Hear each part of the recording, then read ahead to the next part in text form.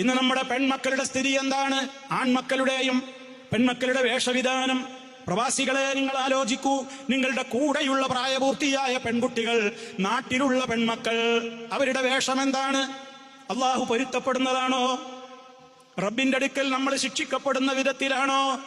നമ്മുടെ റിയാല് അയച്ചു കൊടുത്തുകൊണ്ട് അവർ വസ്ത്രം തയ്പ്പിക്കുന്നത് എപ്രകാരമാണ്? അവർ ഇറുകിയ പാന്റ് ധരിക്കുകയാണ്, അതുപോലെ തന്നെ അവർ ടീഷർട്ട് ധരിക്കുന്നു. പേരിന് വേണമെങ്കിൽ ഒരു മഫ്ത ഇങ്ങനെ വെറുതെ കുത്തിയിട്ടുണ്ട്. അതിന്റെ തരപ്പുകൾ മാറിലേക്ക് താഴ്ത്തിയിട്ടിട്ടില്ല, രണ്ട് സൈഡിലേക്ക് പിൻ ചെയ്ത് വെച്ചിരിക്കുന്നു. മാറ് വെളിവാവുകയാണ്, ശരീരത്തിന്റെ കൊഴുപ്പും ഉഴപ്പുമെല്ലാം പ്രത്യക്ഷപ്പെടുകയാണ്.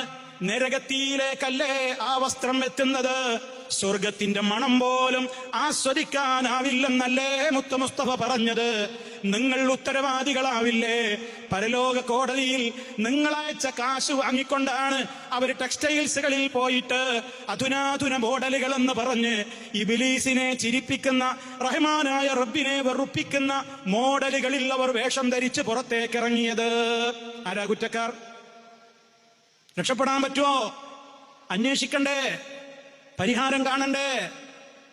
അതിന് പരിഹാരം കാണാതെ ഇപ്പോഴത്തെ കുട്ടികളുടെ ട്രെൻഡാണത് എന്നൊക്കെ പറയുന്നത് ഒരു ന്യായീകരണവുമല്ല. മറിച്ച് റബ്ബിന്റെ കോടതിയിൽ ഒന്നാം പ്രതി നമ്മൾ തന്നെയായിരിക്കും.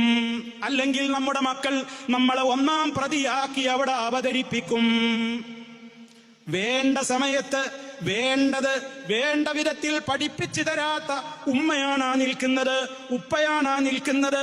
ഇരട്ടി ശിക്ഷ നീ അവർക്ക് കൊടുക്കണേ അല്ലാ എന്ന് നമ്മുടെ പൊന്നുമോള്, നമ്മുടെ പൊന്നുമോന് റബ്ബിന്റെ കോടതിയിൽ പറയുന്നത് നമുക്ക് സഹിക്കാനാകുന്നത് പോയിട്ട് ചിന്തിക്കാനെങ്കിലുമാകുമോ?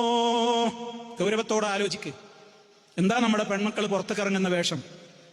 അവരാരുമായിട്ടാണ് കൂട്ടുകെട്ട്? അവര് വാതിലടച്ച് ഒറ്റക്കിരുന്നു കൊണ്ട് നെറ്റ് യൂസ് ചെയ്യുന്നുണ്ടോ? അവര് പഠനാവശ്യാർത്ഥമാണ്, പ്രൊജക്റ്റിലാണ് എന്നൊക്കെ പറഞ്ഞിട്ട് അവര് ഒറ്റക്കിരിക്കുന്നുണ്ടോ? ഉപ്പമാരെ, ഉമ്മമാരെ, നിങ്ങൾ ശ്രദ്ധിക്കാറുണ്ടോ? ഉമ്മ ഖുർആൻ ക്ലാസ്സിന് വരുന്നു, ഉപ്പ ഖുർആൻ ക്ലാസ്സിന് പോകുന്നു. ടീനേജുകാരനായ മകൻ വരുന്നില്ല, ടീനേജുകാരിയായ മകൾ വരുന്നില്ല.